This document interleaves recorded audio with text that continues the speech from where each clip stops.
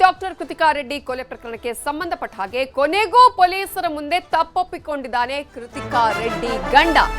ಪತ್ನಿಯನ್ನ ನಾನೇ ಕೊಂದಿದ್ದು ಅನ್ನುವಂತಹ ತಪ್ಪೊಪ್ಪಿಗೆಯನ್ನ ಹೇಳಿದಾನೆ. ಇದೀಗ ಒಪ್ಕೊಂಡಿದ್ದಾನೆ ಆತ. ತಾನು ತಪ್ಪು ಮಾಡಿದ್ದೀನಿ, ಹೌದು, ಇದನ್ನು ಕೊಲೆ ಮಾಡಿರೋದು ಕೃತಿಕಾಳನ್ನ ನಾನೇ ಅನ್ನೋದನ್ನ ಕೂಡ ಹೇಳಿದಾನೆ. ಸಾಕಷ್ಟು ತನಿಖೆಯನ್ನು ಕೂಡ ಪೊಲೀಸರು ಈ ಪ್ರಕರಣದಲ್ಲಿ ಮಾಡ್ತಾ ಇದ್ರು.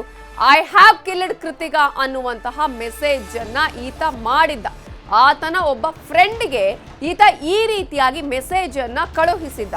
ಸೊ ಡಾಕ್ಟರ್ ಮಹೇಂದ್ರ ಈ ರೀತಿಯಾಗಿ ಮೆಸೇಜ್ ತನ್ನ ಫ್ರೆಂಡ್ಗೆ ಮಾಡಿದಂತಹ ಸಂದರ್ಭದಲ್ಲಿ ಆ ಒಂದು ಮೆಸೇಜ್ ಕೂಡ ಇದೀಗ ಪೊಲೀಸರಿಗೆ ಸಿಕ್ಕಿದೆ. ಮಹೇಂದ್ರನ ಮೊಬೈಲ್ ಡೇಟಾವನ್ನ ರಿಟ್ರೀವ್ ಮಾಡಿದ ಸಂದರ್ಭದಲ್ಲಿ ಆತ ಹಾಕಿದ ಮೆಸೇಜ್ನ ಸತ್ಯ ಇದೀಗ ಪತ್ತೆಯಾಗಿದೆ. ಪತ್ನಿಯ ಆರೋಗ್ಯ ಸಮಸ್ಯೆಯಿಂದ ಮಹೇಂದ್ರ ಬೇಸತ್ತಿದ್ದ. ಡಿವೋರ್ಸ್ ಮಾಡಿದ್ರೆ ತನಗೆ ಏನೂ ಸಿಗಲ್ಲ ಅಂತ ಅಂದುಕೊಂಡಿದ್ದ ಆತ. ಸೊ ಹೆಲ್ತ್ ಇಶ್ಯೂ ಮುಂದಿಟ್ಕೊಂಡು ಕೊಲೆಗೆ ಪ್ಲಾನ್ ಅನ್ನ ಕೂಡ ಈತ ಮಾಡಿದ್ದ. ನ್ಯಾಚುರಲ್ ಡೆತ್ ಅಂತ ಹೇಳಿ ಬಿಂಬಿಸೋದಿಕ್ಕೂ ಕೂಡ ಈತ ಎಲ್ಲ ಪ್ಲಾನ್ ಅನ್ನ ಮಾಡಿಕೊಂಡು ಅದೇ ರೀತಿಯಾಗಿ ಪ್ಲಾನ್ ಮಾಡಿನೇ ಎಲ್ಲರ ನಂಬಿಸಿಯೂ ಕೂಡ ಇದ್ದ. ತಾನೇ ಅನಸ್ತೇಶಿಯಾ ಕೊಟ್ಟು ತನ್ನ ಹೆಂಡತಿಯನ್ನ ಕೊಂದಿದ್ದ ಈತ. ದೇಹ ತಡೆಯಲಾರದಷ್ಟು ಪ್ರಮಾಣದಲ್ಲಿ ಅನಸ್ತೇಶಿಯಾ ಕೊಟ್ಟಿದ್ದ. ಆ ನಂತರ ಆಕೆ ಸಾವನ್ನಪ್ತಾಳೆ. ಆಕೆ ನೋವು ಅಂತ ಹೇಳಿದ್ರು ಕೂಡ ಈತ ಕೇಳದೆ ಇವತ್ತು ಲಾಸ್ಟ್ ಡೋಸ್ ಅನ್ನುವಂತಹ ಮೆಸೇಜ್ ಅನ್ನ ಕೂಡ ಆತ ಆಕೆಗೆ ಮಾಡಿದ್ದ. ಆ ನಂತರ ಆಕೆಯ ಮನೆಯವರನ್ನ ಕೂಡ ನಂಬಿಸಿದ್ದ. ಆಕೆ ತನ್ನ ಹೆಲ್ತ್ ಇಶ್ಯೂನಿಂದಾಗಿಯೇ ಸಾವನ್ನಪ್ಪಿರೋದು ಅನ್ನುವಂತಹ ರೀತಿಯಲ್ಲಿ ಕಳೆದ 6 ತಿಂಗಳಿಂದ ಈತ ಅವರೆಲ್ಲರನ್ನ ಕೂಡ ನಂಬಿಸಿದ್ದ. ಆದ್ರೆ ಇದೀಗ ಸತ್ಯಾಸತ್ಯತೆ ಬಯಲಾಗಿದೆ. ಈತ ತನ್ನ ಹೆಂಡತಿಗೆ ಇರುವಂತಹ ಒಂದು ಕಾಯಿಲೆಯಿಂದ ಬೇಸತ್ತಿದ್ದ. ಆದರೆ ಆತನಿಗೆ ಬೇರೆ ಮಾರ್ಗಗಳು ಇತ್ತು. ಆದರೆ ಆ ಮಾರ್ಗಗಳಿಂದ ನಾನು ಹೋದ್ರೆ ನನಗೆ ಏನೂ ಸಿಗಲ್ಲ ಅನ್ನುವಂತಹ ಕಾರಣಕ್ಕಾಗಿಯೇ ಈತ ಆಕೆಯನ್ನ ನ್ಯಾಚುರಲ್ ಆಗಿ ಆತ ಸತ್ತಿದ್ದಾಳೆ ಅನ್ನೋದನ್ನ ಬಿಂಬಿಸುವಂತಹ ಪ್ರಯತ್ನ ಮಾಡಿದ. ಕೊನೆಗೂ ಇದೀಗ ಪೊಲೀಸರಿಗೆ ತಗಲಾಕೊಂಡಿದ್ದಾನೆ. ಇದೇ ವಿಚಾರಕ್ಕೆ ಸಂಬಂಧಪಟ್ಟ ಹಾಗೆ ಇನ್ನಷ್ಟು ಡೀಟೇಲ್ಸ್ ಅನ್ನ ಕೊಡೋದಕ್ಕೆ ನಮ್ಮ ರಿಪೋರ್ಟರ್ ಮಂಜು ಆರ್ಯ ಈಗ ನೇರ ಸಂಪರ್ಕದಲ್ಲಿ ಜಾಯ್ನ್ ಆಗಿದ್ದಾರೆ. ಮಂಜು ಆರ್ಯ, ಈಗ ಇಲ್ಲಿವರೆಗೂ ಕೂಡ ನಾನೇನು ಮಾಡಿಲ್ಲ ಅಂತ ಹೇಳ್ತಾ ಇದ್ದಂತಹ ಈ ಮಹೇಂದ್ರ ರೆಡ್ಡಿ ಇದೀಗ ಯಾವ ರೀತಿಯಾಗಿ ಸತ್ಯವನ್ನ ಒಪ್ಕೊಂಡಿದ್ದಾನೆ? ಪೊಲೀಸರು ಎಲ್ಲವನ್ನ ಕೂಡ ಆತನ ಮುಂದೆ ತೋರಿಸಿದಂತಹ ಸಂದರ್ಭದಲ್ಲಿ ಈತ ತನ್ನ ತಪ್ಪನ್ನ ಒಪ್ಕೊಂಡಿರೋದಾ ಹೇಗೆ?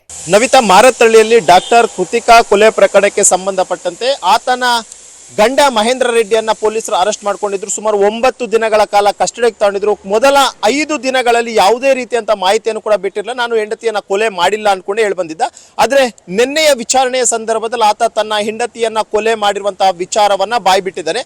ಆ ಒಂದು ವಿಚಾರ ಬಾಯ್ಬಿಡೋದಕ್ಕೂ ಕೂಡ ಅಷ್ಟೇ ಮುಂಚಿತವಾಗಿ ಪೊಲೀಸರು ಒಂದಷ್ಟು ಟೆಕ್ನಿಕಲ್ ಬೇಸ್ಡ್ ಆಗಿ ಎವಿಡೆನ್ಸ್ ಅನ್ನು ಕೂಡ ಕಲೆಕ್ಟ್ ಮಾಡ್ಕೊಂಡಿದ್ರು. ಆತನ ಮೊಬೈಲ್ ನಲ್ಲಿ ಕೃತಿಕಾಳನ್ನ ಇಂಜೆಕ್ಷನ್ ಕೊಟ್ಟು ಕೊಲೆ ಮಾಡಿದಂತಹ ಬಳಿಕ ಐ ಹ್ಯಾವ್ ಕಿಲ್ಡ್ ಕೃತಿಕಾ ಅಂತೇಳಿ ಒಂದು ಮೆಸೇಜ್ ಅನ್ನು ಕೂಡ ಅಷ್ಟೇ ಸಂಬಂಧಿಕರಿಗೆ ಕಳಿಸಿರ್ತಾರೆ. ಆ ಒಂದು ಮೆಸೇಜ್ ಅನ್ನ ವಾಟ್ಸಪ್ ನ ರಿಟ್ರೀವ್ ಮಾಡುವಂತಹ ಸಂದರ್ಭದಲ್ಲಿ ಆ ಮೆಸೇಜ್ ಕೂಡ ರಿಟ್ರೀವ್ ಆಗುತ್ತೆ. ಆ ಒಂದು ಮೆಸೇಜ್ ಅನ್ನ ಮುಂದಿಟ್ಕೊಂಡು ವಿಚಾರಣೆ ಮಾಡಿದಾಗ ಪ್ರತಿಯೊಂದನ್ನು ಕೂಡ ಹೇಳಿದಾನೆ. ಅದರಲ್ಲೂ ಕೂಡ ಆತ ಹೇಳ್ತಿರುವಂತದ್ದು ಏನು ಅಂತಂದ್ರೆ ಕೃತಿಕಾಗೆ ಕಾಯಿಲೆ ಇರುವಂತಹ ವಿಚಾರ, ಲೋ BP ಆಗುವಂಥದ್ದು, ಪದೇ ಬಿದ್ದೋಗುವಂಥದ್ದು, ಇದು ಹಿಂಗೆಲ್ಲವೂ ಕೂಡ ಆಗ್ತಾ ಇತ್ತು.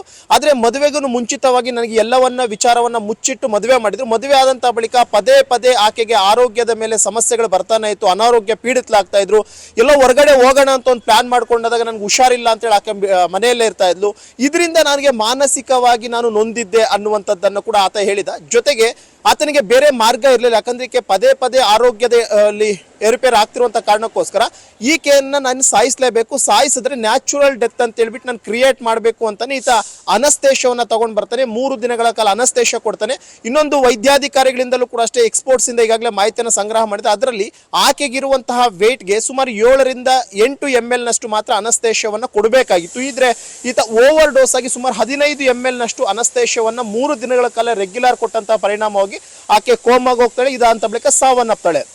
ಇಲ್ಲಿ ಯಾವ ರೀತಿಯಾಗಿ ಪ್ಲಾನ್ ಮಾಡ್ತಾನೆ ಮಹೇಂದ್ರ ರೆಡ್ಡಿ ಅಂತಂದ್ರೆ ತನ್ನ ಹೆಂಡತಿಯನ್ನ ಕೊಲೆ ಮಾಡಿದಂತಹ ಬಳಿಕ ಎಲ್ಲೋ ಒಂದು ರೀತಿ ಅನಾರೋಗ್ಯ ಪೀಡಿತಳಾಗಿ ಸಾವನ್ನಪ್ಪಿದಳ ಅಂತಂದ್ರೆ ಎಂದು UDR ಆಯ್ತು ಅಂತಂದ್ರೆ ಯಾವುದೇ ಕಾರಣಕ್ಕೂ ಕೂಡ ಅಷ್ಟೇ ಪೋಸ್ಟ್ ಮಾರ್ಟಮ್ ಆಗೋದಿಲ್ಲ, ಅದರಲ್ಲಿ ಗೊತ್ತಾಗೋದಿಲ್ಲ. ಎಲ್ಲರೂ ಕೂಡ ಅಷ್ಟೇ ಅನ್ಯಾಚುರಲ್ ಡೆತ್ ಇದು ಅಂತ ಅನ್ಕೊಳ್ತಾರೆ ಅಂತ ಹೇಳ್ಬಿಟ್ಟು ಈ ರೀತಿ ಅಂತ ಪ್ಲಾನ್ ಅನ್ನ ಮಾಡಿದ್ದು. ಜೊತೆಗೆ ಆಕೆಯ ಆಸ್ತಿ ಮೇಲೆಯೂ ಕೂಡ ಅಷ್ಟೇ ಈತ ಕಣ್ಣಿಟ್ಟಿದೆ. ಯಾಕಂದ್ರೆ ಇಲ್ಲಿನವರೆಗಿನ ಮಾಹಿತಿಯ ಪ್ರಕಾರವಾಗಿ ಕೃತಿಕಾಗೆ ಸುಮಾರು 500 ರಿಂದ 600 ಕೋಟಿ ರೂಪಾಯಿ ಆಸ್ತಿ ಇತ್ತು.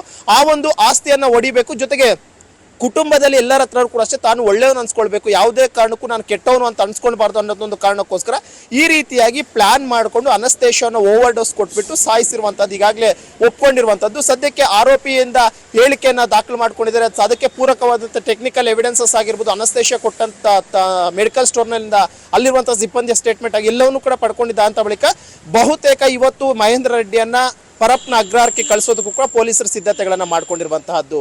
ನವಿತಾ.